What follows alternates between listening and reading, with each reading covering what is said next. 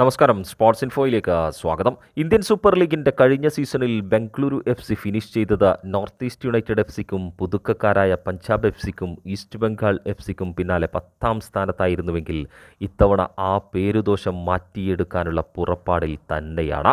Gerard Zaragoza എന്ന Spanish പരിശീലകന്റെ കീഴിൽ പുതിയ സീസണിലേക്ക് ഒരുങ്ങുന്ന ബംഗളൂരു എഫ് സിയുടെ വിദേശനിര പരിശോധിച്ചാൽ അവിടെ 3 സ്പാനിഷ് താരങ്ങളെ കാണാനുമാവും.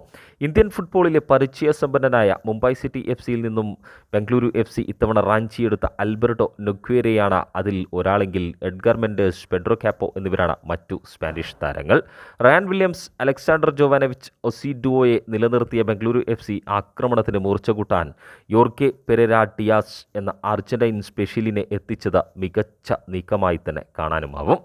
എന്നാൽ ഇത്തവണ ട്രാൻസ്ഫർ മാർക്കറ്റിൽ മികച്ച രീതിയിൽ തന്നെ നീക്കങ്ങൾ നടത്തുന്ന ഈസ്റ്റ് ബംഗാൾ എഫ് സിക്ക് മുന്നിൽ വമ്പന്മാർ പോലും വിറക്കുമ്പോൾ ബംഗളൂരു എഫ് സി കരുത്തു കാട്ടിയത് ശ്രദ്ധേയമാവുകയാണ്. കേരള ബ്ലാസ്റ്റേഴ്സിൽ നിന്നും കഴിഞ്ഞ സീസണിലെ ടോപ്പ് സ്കോറർ ദിമിത്രിയോസ് ഡാമൻഡക്കോസിനെയും ജീക്സൺ സിംഗിനെയും പഞ്ചാബ് എഫ് സിയിൽ നിന്നും കഴിഞ്ഞ സീസണിലെ ടോപ്പ് അസിസ്റ്റ് പ്രൊവൈഡർ മദീഹ് തലാലിനെയും വരെ പൊക്കിയ East Bengal F C Bengaluru F സിയിൽ നിന്നും ഇന്ത്യൻ ഇന്റർനാഷണൽ സുരേഷ് സിംഗ് വാങ്ചത്തിനെ സ്വന്തമാക്കി കരുത്തുകൂട്ടാൻ ശ്രമം നടത്തിയെങ്കിൽ ആയത് ബംഗളൂരു എഫ് സി പരാജയപ്പെടുത്തിയിരിക്കുകയാണ്. നീണ്ട ചർച്ചകൾക്കൊടുവിൽ താരത്തെ വിൽക്കേണ്ടെന്ന് ബംഗളൂരു എഫ് സി മാനേജ്മെൻറ്റ് തീരുമാനിച്ചതോടെയായിരുന്നു ഈസ്റ്റ് ബംഗാൾ എഫ് സിയുടെ ആ നീക്കത്തിൻ്റെ മുനയൊടിഞ്ഞത്.